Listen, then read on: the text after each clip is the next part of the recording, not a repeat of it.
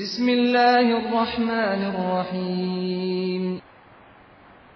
Bagaimanakah cara kita untuk keluar dari jeratan hutang, dan bagaimana seharusnya bagi orang yang terjerumus ke dalam riba? Sekali lagi, bagaimana cara kita keluar dari jeratan hutang, dan bagaimana seharusnya bagi orang yang sudah terjerumus ke dalam riba? Kepada Ustaz Saifuddin kami persilakan. Bismillahirrahmanirrahim.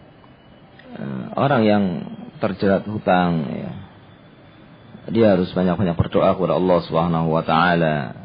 Di samping dia berusaha untuk betul-betul berniat dengan sungguh-sungguh ingin membayar hutangnya. Maka insyaallah ketika dia bersungguh-sungguh berniat untuk membayar hutangnya dan dia berdoa kepada Allah Subhanahu wa taala, ini mudah-mudahan akan dimudahkan oleh Allah Subhanahu wa taala untuk segera bisa membayar hutangnya. Nah, dan dia juga harus ketika belum mampu, dia harus menghubungi orang yang menghutanginya, sehingga orang yang menghutanginya bisa memahami dia bahwa dia adalah orang yang sudah bersungguh-sungguh namun belum bisa untuk membayarnya. Ya. Tetapi kalau dia menghindar dari orang yang menghutanginya, maka seperti ini tidak baik. Ya. Maksudnya dia menemuinya dan meminta maaf pada saatnya harus membayar, dia belum bisa membayar.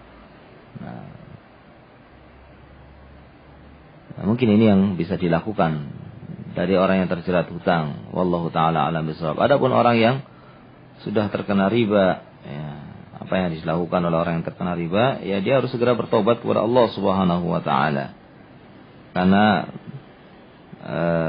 riba adalah perkara yang haram, ya, perkara yang telah diharamkan oleh Allah Subhanahu wa taala, dan ini termasuk dosa besar, ya.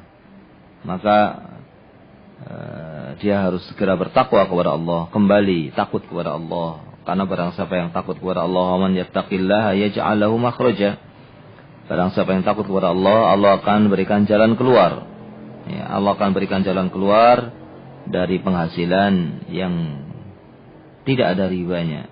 Namun dia harus bertakwa kepada Allah Subhanahu wa taala. Wa man yattaqillaha yaj'al lahu makhraja wa man yattaqillaha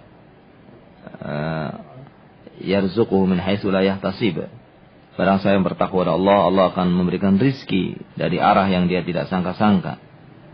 Nah, dan dia cukup untuk mencari yang halal dan menyandarkan semuanya kepada Allah Subhanahu wa taala, bertawakal kepada Allah Subhanahu wa ta'ala. Wa man yatawakkal 'ala Allah fa huwa hasbuh.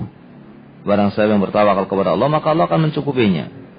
Namun ketika seorang tidak bertawakal kepada Allah, bertawakal kepada usahanya, bertawakal dengan upayanya sendiri, maka dia akan terus mengalami kesulitan-kesulitan.